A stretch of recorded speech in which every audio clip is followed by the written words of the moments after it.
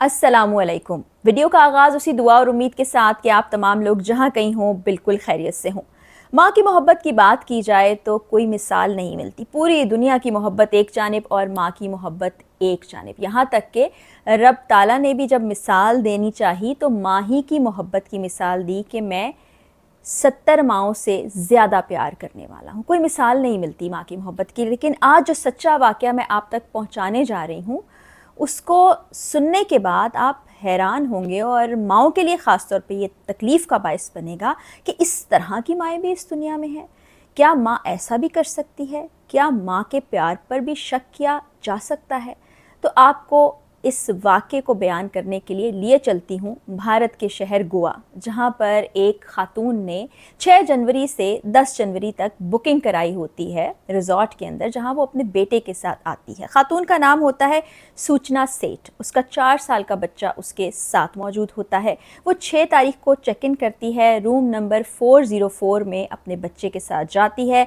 फिर वो डेस्क से मालूमात भी हासिल करती है कि गोवा में वो तमाम तफरीही मकामात उनको बता दिए जाएँ जहाँ पर घूमा फिरा जा सकता है, जो टूरिस्ट अट्रैक्शंस हैं। मैं अपने बेटे के साथ वहाँ जाना चाहती हूँ। बड़ा ही प्यारा सा बच्चा होता है। होटल का स्टाफ उनको वेलकम करता है, उनको तमाम इन्फॉर्मेशन देता है और वो अपने बच्चे के साथ घूमने भी चली जाती है। फिर एकदम से ऐसा होता है कि 7 तारीख को रात तकरीबन 10:30 बजे के करीब सूचना कॉल करती है फ्रंट डेस्क पर और कहती है कि मैं जाना चाहती हूँ बेंगलोर, मेरे लिए कोई टैक्सी मंगा दी जाए। अब वो लोग हैरान होते हैं और कहते हैं कि रात के 10:30 बजे, ये बड़ा अनयूजुअल सा टाइम है, हम क्या करें।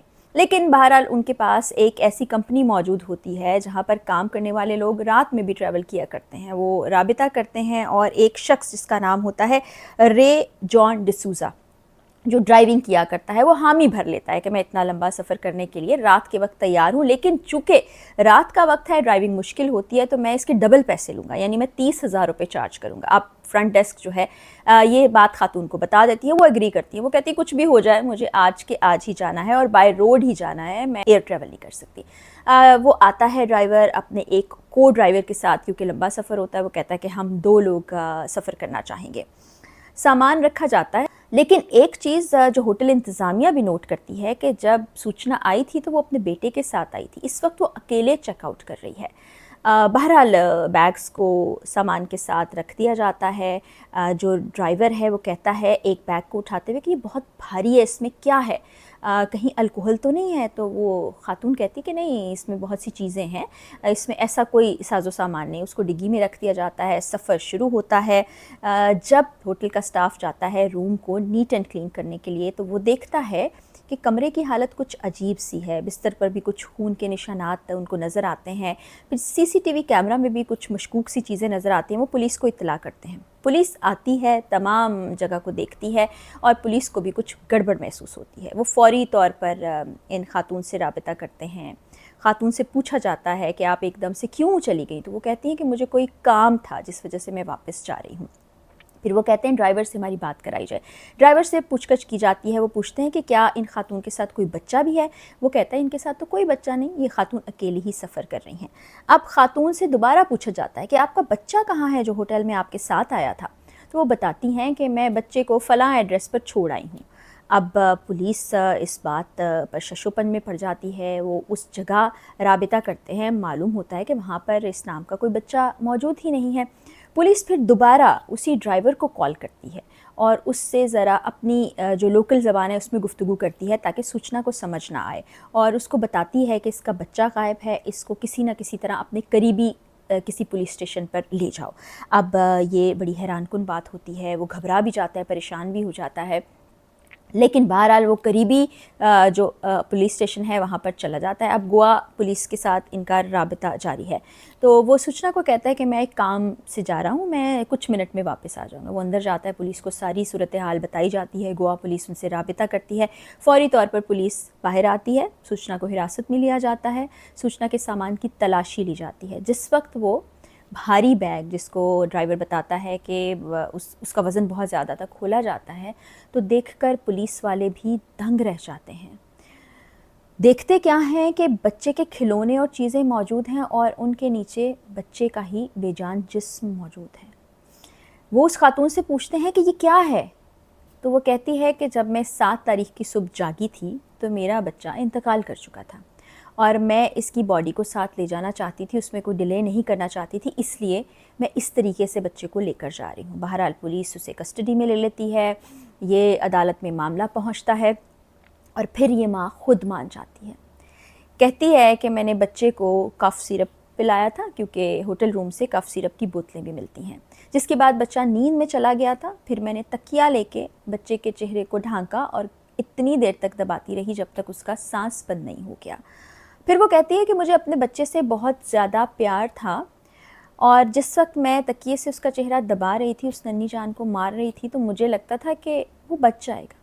اور پھر کہتی ہے جب میں نے دیکھا کہ میرا بچہ اس دنیا سے جا چکا ہے تو میں نے خود کو مارنے کی بھی کوشش کی۔ لیکن آپ سوچئے کہ ایک ماں اپنے بچے کے ساتھ ایسا کیسے کر سکتی ہے۔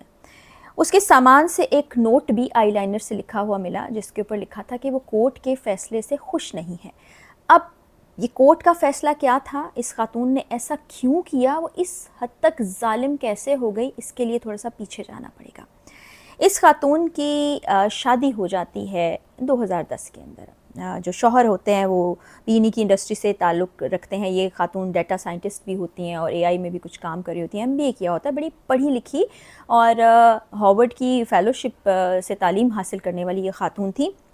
وینکٹ نامی شخص سے ان کی شادی ہو جاتی ہے، یہ ایک بزنس شروع کرتے ہیں، کچھ عرصہ بزنس دونوں مل کے چلاتے ہیں، لیکن تھوڑے عرصے کے بعد جو شوہر ہے اس خاتون کا وہ کسی اور کمپنی میں جاب کر لیتا ہے، یہاں سے ان کے اختلافات شروع ہو جاتے ہیں۔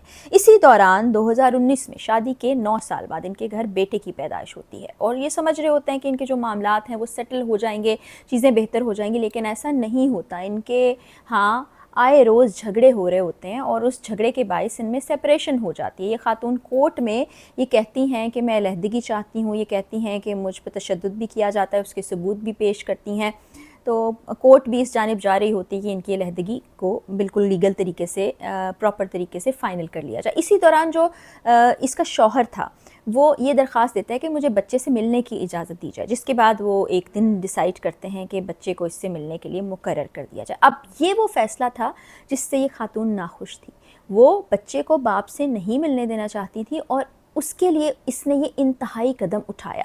اب آپ سوچ رہے ہوں گے کہ 6 سے 10 تک اس نے بکنگ کرائی تھی ہوٹل کو، یہ 7 تاریخ کو ہی کیوں واپس آ گئی؟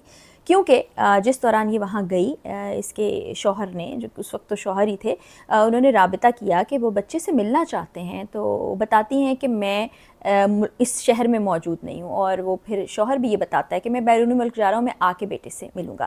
تو وہ یہ نہیں چاہتی کہ کسی بھی صورت بیٹا باپ سے ملے، اس لیے وہ اپنے ہی ننھے معصوم بچے کی جان لے لیتی ہے، اس حد تک گر جاتی ہے۔ حیران کن بات ہے، یقین کرنے پر دل نہیں مانتا، لیکن آپ اگر گوگل کریں گے، آپ یوٹیوب پر سرچ کریں گے، آپ کو تمام تر تفصیلات مل جائیں گی۔ اس خاتون کو کسٹڈی میں رکھا گیا اور یہ اسی سال کا واقعہ، جنوری 2024 کا۔ اس کے خلاف چارج شیٹ بھی جمع کرائی گئی کورٹ میں، کورٹ بھی حیران تھی کہ یہ سب کچھ کیا ہو رہا ہے، لیکن بہرحال تمام ثبوت اسی کے اگینسٹ تھے۔ یہ کوشش بھی کی گئی کہ مینٹل ہیلتھ کے ذریعے سے اس کو بچایا جا سکے، لیکن کیس ابھی بھی جاری ہے۔ یہ ایک افسوسناک واقعہ جس میں اب ایک پڑھی لکھی سمجھدار خاتون نے یہ قدم اٹھایا، اپنے بیٹے کو مار ڈالنا۔